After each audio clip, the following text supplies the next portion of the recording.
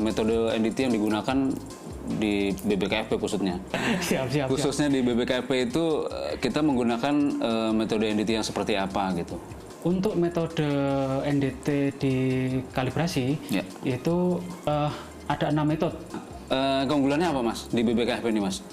Dari segi peralatan kita sudah lumayan maksudnya lumayan canggih lah. Dari segi manpower perorangan itu kita juga sudah training sesuai kualifikasi untuk pengecekan NDT. Cabin Podcast, we are ready for takeoff.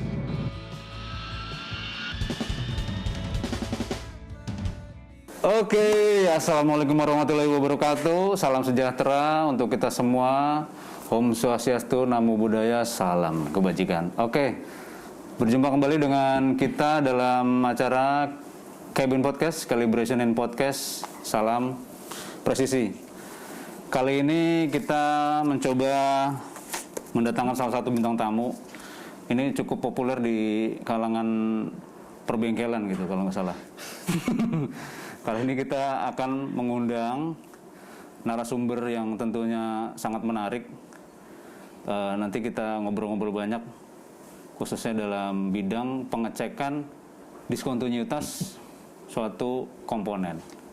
Oke, telah hadir di studio bersama kita Bapak Dodit Mulyanto. Aduh, ya Mas. Ya, perkenalkan diri Pak. Ya, nama saya Didit Setiawan. Saya bagian teknisi non-destructive test atau uji tak rusak di Balai Besar Kalibrasi Fasilitas Penerbangan. Mohon izin Pak, ini biar lebih enak. Kita kan tadi udah melalui tes PCR nih. Oh iya. Gitu. Jadi kita buka aja biar ngobrolnya enak gitu. Oh boleh. Saya nggak bisa ngeliat raut wajahnya. Oh gitu. Kalau ganteng itu kan banyak yang mau ngeliat. Oh iya. Iya benar. Aduh. Oke. Memang kita kan harus mengikuti protokol kesehatan ya Mas. Iya betul Mas. Ya namanya juga situasi pandeminya masih berlanjut. Ya betul. Jadi kalau kesini tadi cuci tangan nggak Mas? Iya cuci tangan, terus pengecekan suhu juga di depan.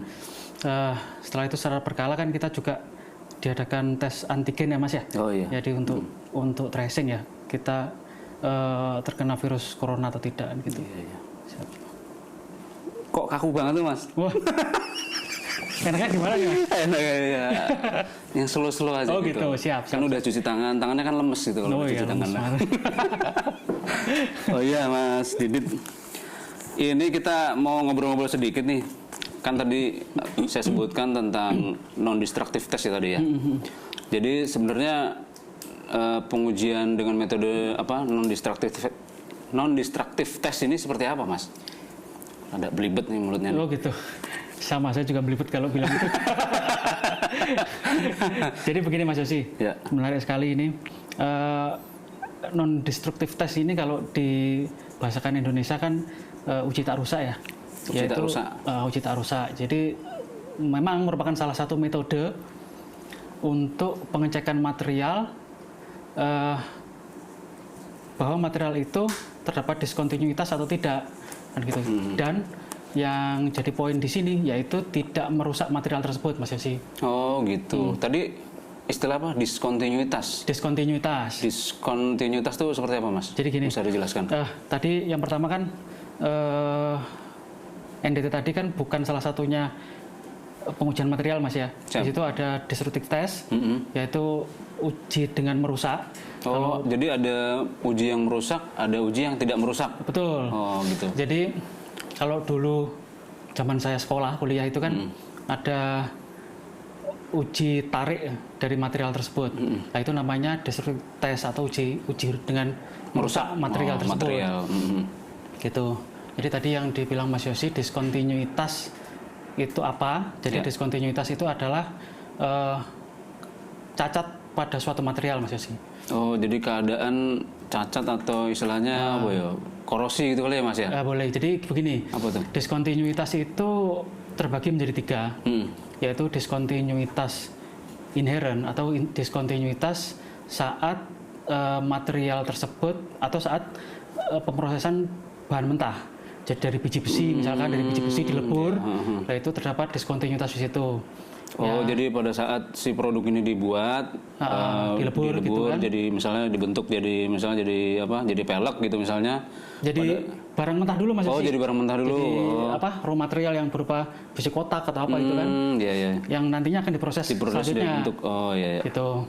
Nah, itu disebut diskontinuitas inherent. Inherent. Lah, setelah itu adalah diskontinuitas proses. Jadi diskontinuitas ketika bahan mentah tadi kita assembly. Di situ kan ada pengelasan, ada pengelasan atau ada bending, tekuk dan sebagainya kan. Nah, itu juga ada potensi untuk terjadinya diskontinuitas di situ. Iya. Lah, yang ketiga yaitu diskontinuitas karena servis. Karena servis, berarti karena dipakai. Itu yang bisa kita sebut dengan fatigue crack kemarin yang maksudnya. Fatigue crack. Atau korosi yang seperti itu. Nah, yang perlu digarisbawahi di sini bahwa diskontinuitas tersebut belum tentu defect Mas Susi. Oh, belum tentu defect. Belum tentu defect. Jadi berarti ada toleransinya gitu. Betul, ada toleransinya. Ketika dia masih masuk toleransi, berarti diskontinuitas itu masih bisa dipakai lagi. Lah kalau sudah lewat dari limitasi, berarti diskontinuitas itu kita tingkatkan jadi defect. Material tersebut tidak bisa dipakai lagi. Gitu. Berarti harus diganti dengan part yang baru gitu ya. Betul. Siap. Nah, kalau misalnya metode NDT ini sebenarnya kan tadi ada yang merusak, ada yang tidak merusak. Betul. Nah, keunggulannya selain NDT ini tidak merusak tuh apa, Mas? Ada nggak? Apa cuman ini aja gitu? Maksudnya dengan metode NDT ini benar-benar tidak akan merusak suatu produk gitu. Nah, otomatis kalau tidak merusak dari suatu material tersebut, material tersebut kan bisa dipakai lagi Mas. Jadi kita kan istilahnya apa ya? Nggak perlu ganti material nggak perlu ganti part yang baru. Kita bisa gunakan lagi gitu ya. Iya. Seperti itu Mas. Selain itu mungkin ada lagi nggak Mas? Selain kelebihannya itu kan kelebihannya berarti itu kan satu. Ada mungkin kelebihan yang lain? Kelebihan yang lain, saya rasa itu sih Mas. Oh iya, siap. Nanti kalau saya ketemu saya tambah lagi. Kita bikin forum lagi. Ya, yang penting bukan kelebihan berat badan Mas. Waduh. Waduh, apa tuh? Lalu gini Mas, untuk menjadi suatu penguji NDT, itu ada syarat atau aturannya nggak? Jadi di sini disebutkan bahwa sertifikasi untuk personel NDT Mas Susi. Jadi sertifikasi personel NDT itu ada beberapa skema. Siap. Nah, yang pertama yaitu skema ASNT TC1A. Semua skema nanti itu internasional, jadi bukan dari Indonesia. Gini, izin Mas. Berarti ini masuk ke personil dulu ya? Betul. Nah, personilnya berarti harus bersertifikasi. Betul. Nah, sertifikasinya apa tadi Mas? ASNT TC1A yang pertama. Yang kedua, sebenarnya itu hal yang berbeda. Oh, hal yang berbeda. Nah, yang kedua yaitu skema NAS 410. Oh, gitu. Ya, yang ketiga yaitu skema EN 4179. Lah, biasanya kalau misalkan kita bergerak ke oil and gas atau perminyakan ya. Dan gas. Lah itu cukup dengan ASNT TC1A. Oh, gitu. Skemanya itu. Karena tidak perlu, mungkin nggak disyaratkan di penerbangan gitu ya, kurang spesifik ya. Kalau di penerbangan kita pakainya NAS 410 atau skema EN 4179. Gitu. Tapi itu semuanya berlaku internasional atau gimana? Berlaku internasional Mas. Berlaku internasional Semuanya. Nah, selain perlu adanya sertifikasi dari masing-masing personil, perlu nggak sertifikasi peralatannya Mas? Apakah peralatan uji NDT yang digunakan ini itu juga disertifikasi atau dikalibrasi per periodik gitu? Betul. Jadi sorry saya tambahkan lagi Mas Yusi tadi mengenai saya maafkan, tenang. Mengenai sertifikasi. Jadi sertifikasi itu dari masing-masing skema tadi itu ada 3 level.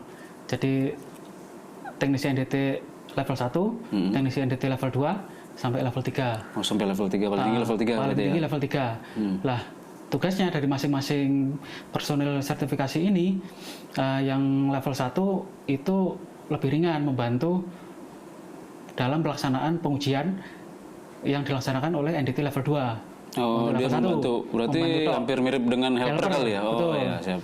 Membantu toh. Lah, yang level 2 ini dia juga bisa tanda tangan di report, tanda tangan di hasil pengecekan, hasil inspeksi. Jadi hasil inspeksi ditemukan diskontinuitas ini,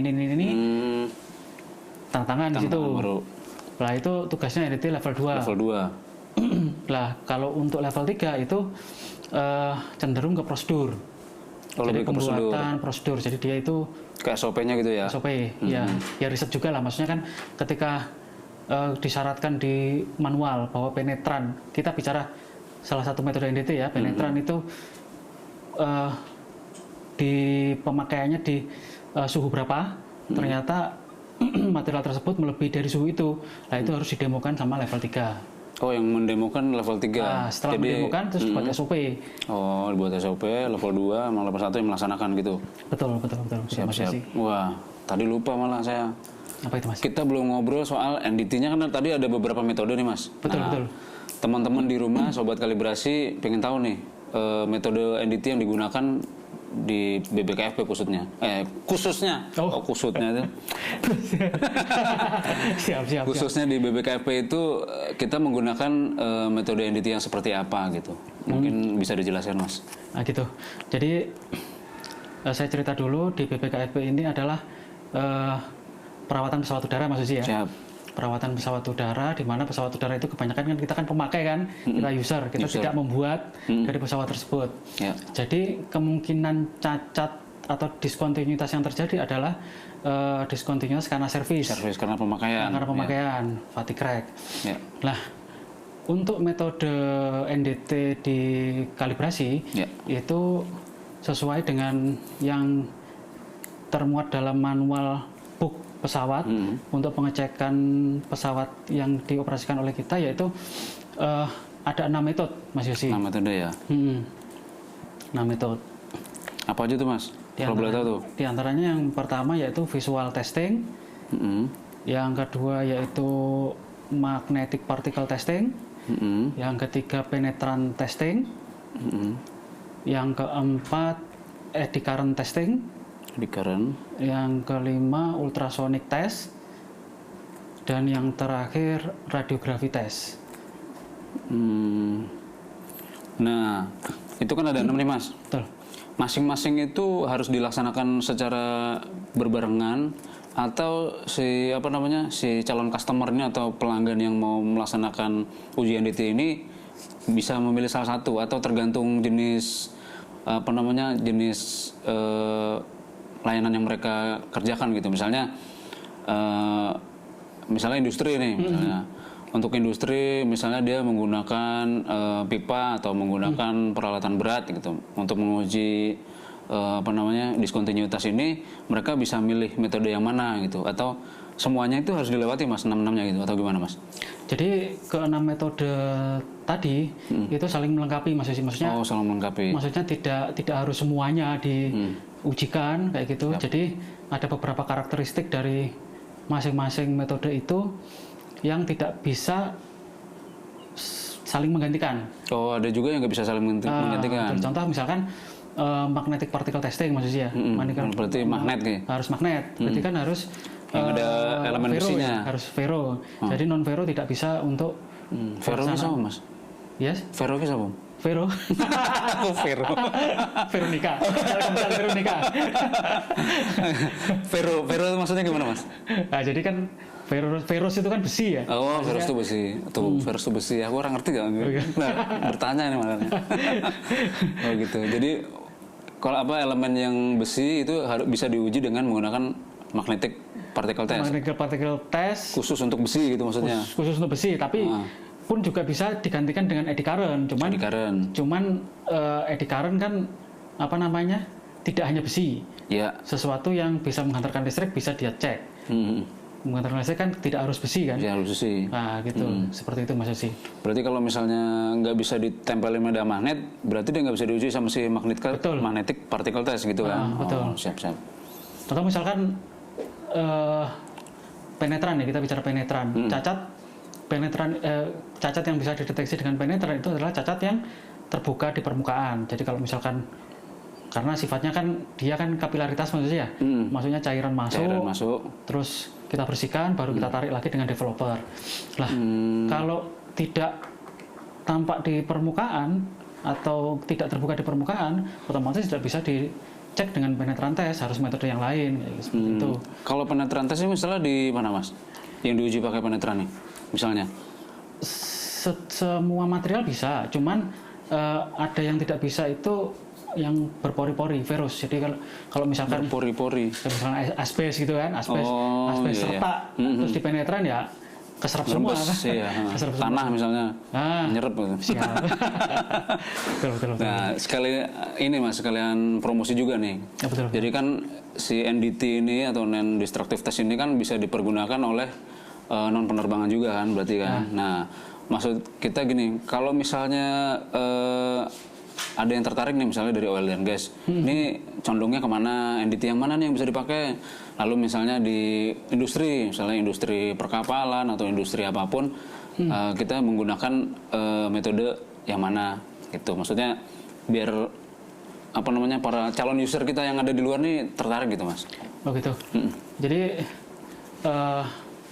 kalau misalkan untuk perkapalan atau oil and gas, dia kebanyakan kan ada las-lasannya kan Mas Susi ya, maksudnya penyambungan dua besi, material besi gitu kan, dilas.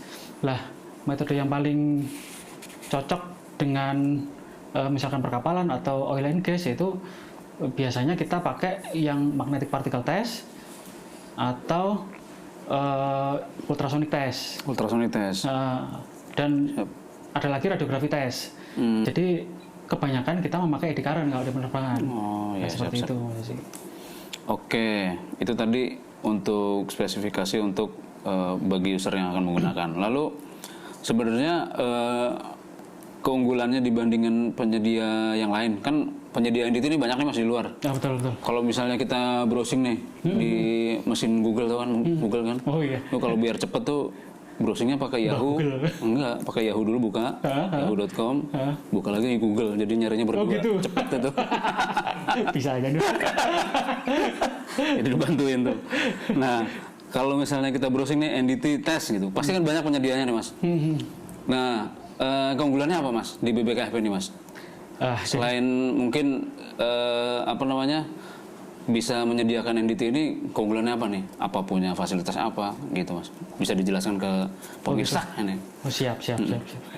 Jadi gini, kalau dari segi peralatan kita sudah lumayan maksudnya lumayan canggih lah untuk mendeteksi cacat di berbagai macam material kan gitu kan.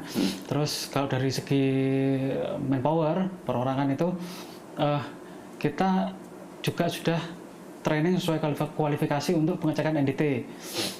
Jadi selain training, kita juga ada on the job training kan, maksudnya OJT di berbagai macam perusahaan, termasuk oil and gas.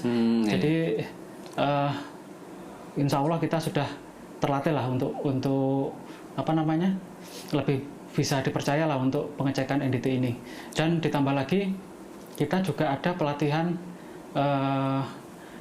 gambar 3 dimensi Mas Susi.